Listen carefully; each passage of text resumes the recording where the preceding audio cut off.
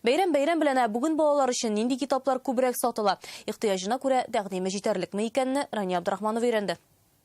Кичкенә чакта, алай бик матурлар юк бит инде. Тәрҗемә китапларда бик укый идем. Илдар Миңнуллин бала чагында Жюль Вернны яратып укыган. Үз балалары зур инде дим. Тик аларга нәни чагында нинди китапларны алганын исенә төшерде. Тукайның шигырьләре бик шый иде бу.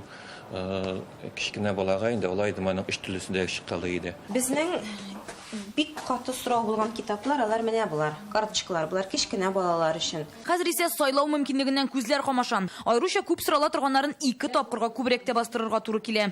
Әйбәт сатыла безнең әкият китаплары. Һәм әлбәттә инде Тукайның әкиятләре аны инде кырылып битеп алалар. Русчасын да алалар, татарчасын да алалар. Балалар өчен чыга торган бер китап белән без якыннанрак таныштык. Бүген балаларда китапка мәхәббәт уяту өчен нинди генә формалар кулланмыйлар. Мисал өчен, мәктәпкәчә яшьтәгеләр өчен менә шушындый өстәл курчак театры бар. Аның эчендә берничә әкият һәм әлеге әкият геройларын кисеп, сабый белән курчак театры уйнап була.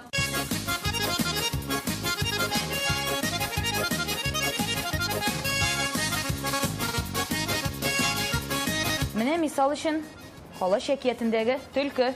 Әкиятләрне хәзер укып кына түгел, тыңлап та була. Бу балаларның телефон, гаджетлары яратуын исәпкә алып эшләнә.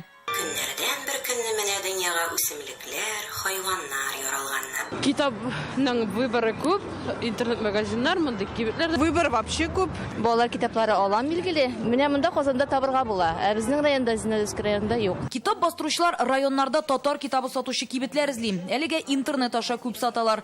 Соңгы вакытта Германия, Грузия, Казахстаннан еш заказ бирәләр. Ә Россиядә иң күп татар китабы укучылар Мәскәү, Башкортстан һәм Төмән.